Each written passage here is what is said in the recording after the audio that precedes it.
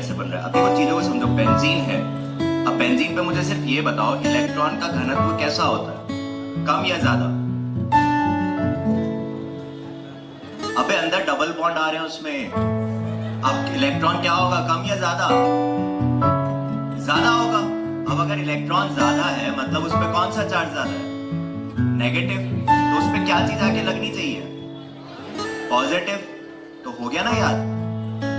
अब ये ऐसी कोई बहुत बड़ा न्यूक्लियर साइंस थोड़ी ना है कि तुमको सारी चीजें याद करनी है। याद नहीं करना भाई, इतना सब कुछ याद नहीं रख पाओगे। इस तरीके से समझो कि कहाँ इलेक्ट्रॉन की कमी हो रही है, कहाँ इलेक्ट्रॉन की बढ़त हो रही है। बहुत सिंपल चीज है। तुम एग्जाम के बारे में भी कभी सोचने की कोशिश करोगे तो देखो, एक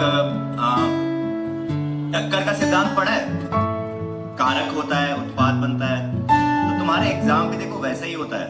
ये रहा तुम्हारा कारक, हाँ, तुमको एक संक्रमण ऊर्जा तक पहुंचना ही पड़ेगा, उसके बाद ये उत्पाद बनेगा। तो वो संक्रमण ऊर्जा जो है वो तो तुम्हारा एफर्ट है ही, तुमको उतना मेहनत करना ही पड़ेगा, तुम उससे भाग नहीं सकते हो। जैसे मैं यहाँ बैठा सुन रहा था तो कुछ बच्चे ने बोला कि सर 90% आ जाते हैं और उसके बाद जिनके कम आते हैं उनको पूछा नहीं जाता और हमें काबिलियत बहुत है। अगर काबिलियत है तो फिर 90 आए क्यों नहीं?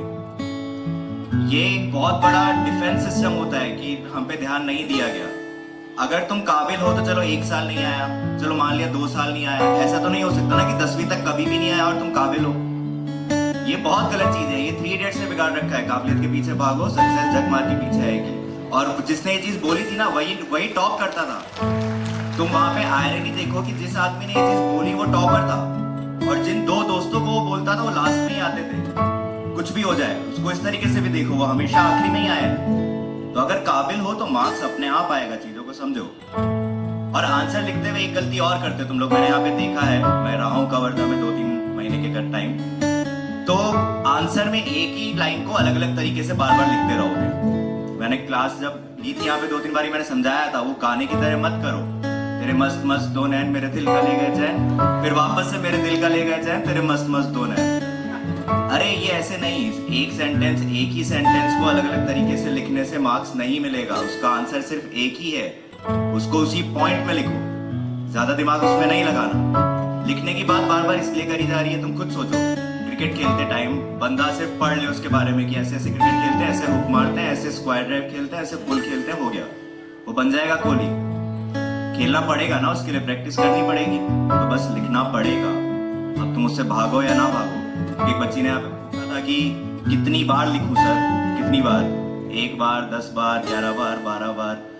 तो सिंपल सी चीज है कि खाना कितनी बार खाते हो? जितनी बार भूख लगती है। तो ये भी वैसा ही है। अब तब तो नहीं बोलते कि सर ये कितनी बार खाएं, 1 बार, 2 बार, 3 बार, 4 बार। जब जब भूख लग रही है तब तक खाना है, जब जब नहीं हो रहा तब तक लिखो। किससे मना कर रहा है? ठीक है, तो मैं सर को ये देता हूँ वापस से, आपने क्वेश्चन